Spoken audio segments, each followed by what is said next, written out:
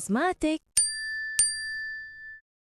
Today's deep dive explores 7 Machiavellian laws applied to modern psychology and social dynamics, analyzing how power, scarcity, and emotional control shape our relationships and careers.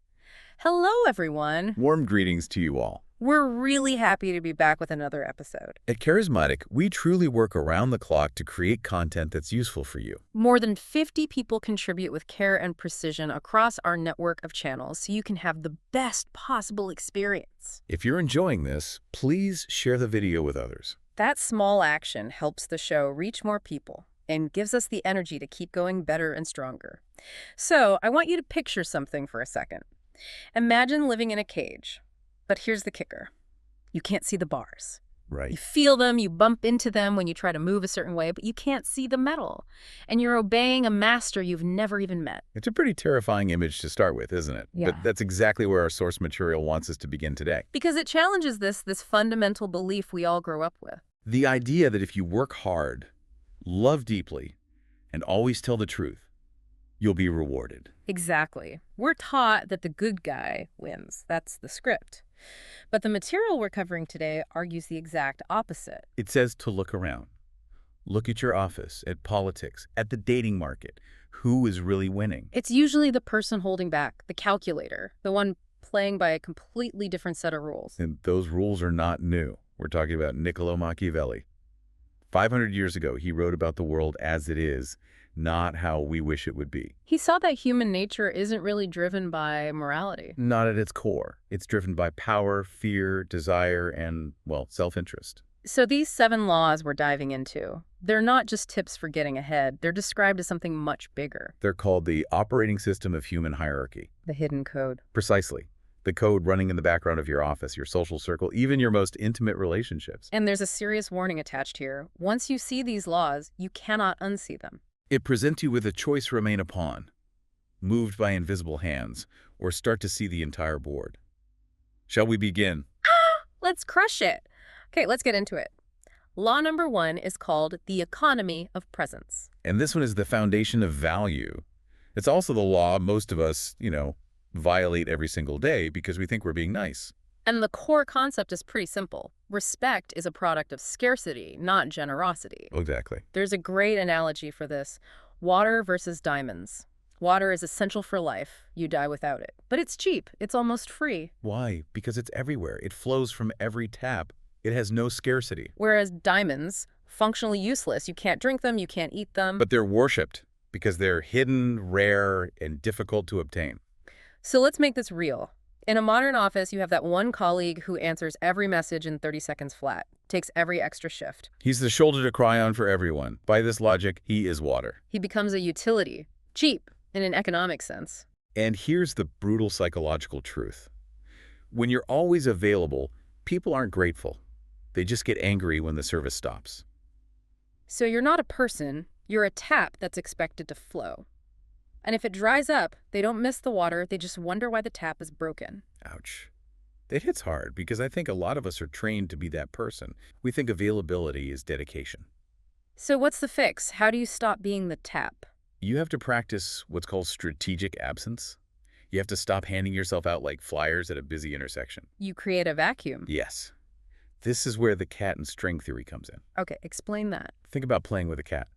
If you just drop the string on its nose, it gets bored. It walks away. But if you pull the string back, if you drag it away, The eyes go wide, the pupils dilate, it pounces. humans are wired to chase what retreats. If you are always there, there's nothing to chase. So practically speaking, the advice is to reduce your availability by about 20%. And when you pull back, people start to project fantasies onto you. Where are they? What are they doing? And that fantasy is infinitely more powerful than the reality of you just sitting on the couch waiting for their text message. You're teaching them your value by showing them it can be lost. Which leads us perfectly into law number 2. Because once you have their attention through scarcity, you need to secure your position. This one is, never be the hero, be a necessity. Wait, hold on. I thought being the hero was the whole point. We all want to save the day, right? It feels good in the moment, sure. But what happens after the hero slays the dragon and saves the village? Well, everyone cheers and, oh, I see where this is going. Exactly. Once the dragon's dead, you don't really need a dragon slayer anymore. The hero makes themselves obsolete by solving the problem completely. Yes. Machiavelli's insight here is about shifting your goal from affection to dependency. A wise ruler ensures his subjects always need him. Okay, so back to the office. Who is the person following law two? It's the person who isn't maybe the most popular, but they hold the keys. They're the only one who knows the legacy code, or they own the relationship with the biggest client. Right. So if budget cuts come, the popular employee is gone, the essential one stays because the company literally stops functioning without them. The mantra is, do not be an accessory, be a necessity. Accessories are replaceable. Necessities are protected. But this feels a little cold, especially when you apply it to personal relationships. You're saying don't rely on love. It is cold, but the argument is that it's a survival mechanism. Machiavelli says love is fickle. It can change with the wind. But need. Need is primal. It's permanent. So don't just be sweet to your partner. Being sweet is an accessory. So instead, be the only person who understands their specific anxiety or who can really help them with their career. Exactly. You become a necessity. People rarely leave someone they desperately need for someone they simply like. That is a powerful, if slightly cynical, distinction. Okay, let's move to law number 3. This one is about making sure they never see you coming. It's called the fog of war. Right. And this one attacks a virtue we are constantly told is good. Honesty. Transparency. We're always told to share our goals. I'm starting a business, I'm training for a marathon. We think it creates accountability. But this deep dive says that's actually self-sabotage for 3 reasons. Okay, what's the first? It's biological. When you announce a goal and your friends cheer, your brain releases dopamine. You get the reward before you've done the work. It kills your motivation, the premature victory. Second is the crab bucket mentality. You invite people to plant seeds of doubt. Oh, are you sure you have time for that? But the third reason seems the most Machiavellian. It is. Predictability is death. If your boss knows you're desperate for that promotion, they can just dangle it like a carrot to get free work out of you for years. So the strategy is to be a closed book. The imagery is the snake in the grass. Don't bark like a dog. That just warns the enemy. Be the viper. Silent, still, and only strike when it's too late for them to react. And this involves using decoy goals. Yes. If you want power, you pretend you just want stability. If you want attraction, you pretend you just want friendship. You conceal your true intentions so people can't build a defense against you. Let your actions be the only announcement you make. Which brings us to law number 4, and this might be the most painful one for people to hear. Emotional asymmetry. This is the core truth of power dynamics in any relationship, isn't it? It is. The person who cares less controls the dynamic. Sociologists call it the principle of least interest. It's brutal. It is. If you're the one always checking the temperature, asking, are you mad at me? What did you mean by that text? You just reek of anxiety. And anxiety smells like weakness. It does. When you overinvest, you unbalance the power scale. You put the other person on a pedestal. And from that height, they can only look down on you. So what's the fix? Because just care less is easier said than done. The fix is to cultivate the ability to let go. You have to become your own self-sustaining universe. It's a paradox, then. It is. People are attracted to those who don't need them. If you make someone the center of your universe, they'll leave to find a new one. But if you're your own center of gravity, they will orbit you. You have to be willing to walk away from the deal to close the deal. Thanks for staying with us up to this point. If it's been helpful, send it right now to one person. Your single share really motivates our team. Okay, we are moving on to law number 5. This one is called the scalpel, and it's all about conflict management. And this is where our conditioning to be nice really hurts us. Machiavelli's rule was very specific on this. What was it? Injuries must be inflicted all at once, so they are tasted less.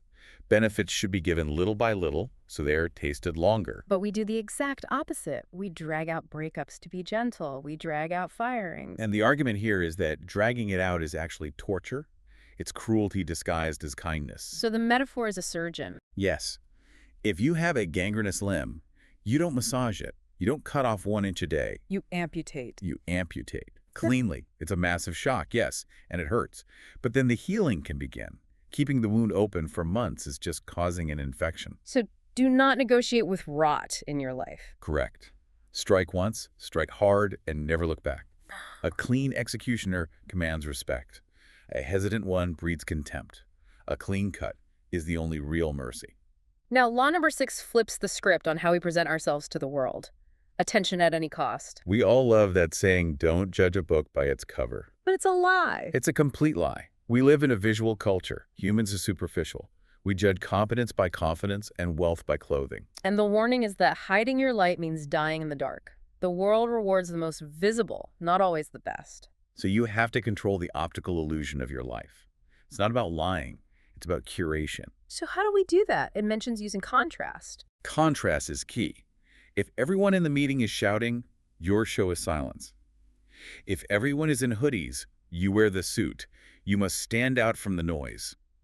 Tell me more about the silence part. I feel like if I'm silent, people just assume I have nothing to say. It depends on how you're silent. Is it the silence of fear or the silence of observation? When you do speak, pause.